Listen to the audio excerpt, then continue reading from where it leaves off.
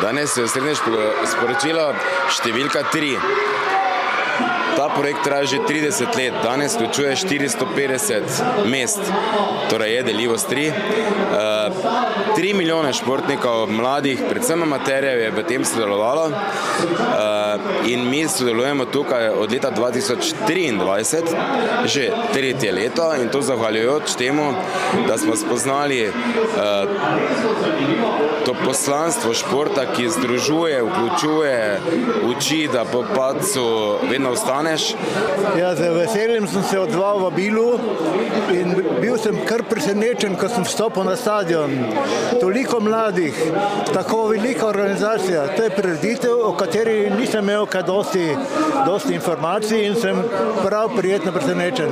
In seveda na teh mladih športnikih je naša bodočnost. Slovenija je športna dežela in zlasti v teh zahtevnih športih imamo malo problemov z prirastkom mladih in takšni prireditvi, kot je to, nam odpirajo vrata v boljšo bodočnost. Ja, absolutno.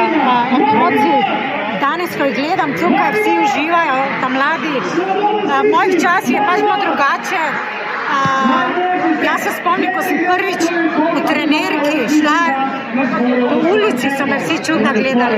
Danes pa vsi takšni časi so bili. Trenerka moderna, že v drugih delih in otroci pa uživajo. Mislim, da je to takšne športne igre mladi, ker je bolj ekipni duh poudarjen, druženje, fair play, zdrav način življenja. Mislim, da je to izrednega pomena. V bistvu, jaz sem vedno že, takoj, ko sem nehala svojo kariero, sem začela delati z otroci, tako da meni je to res največje veselje, da to vidim.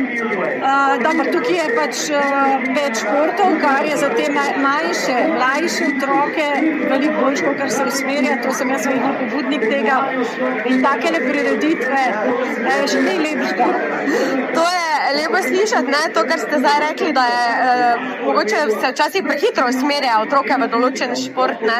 Se da doseči vrhunski nivo, tudi če nisi takoj že samo atletika, mora biti kakšna, ne vem. Splošna vadba, lahko tudi spoznavanje več športov, da potem tudi otroci sami vidijo kaj in pa še kje lahko malo mogoče dosežejo, pa tudi večjo rezultate, absolutno danes vsi, ki se vključujejo v šport, računajo ali pa si želijo doseči nekega rezultata.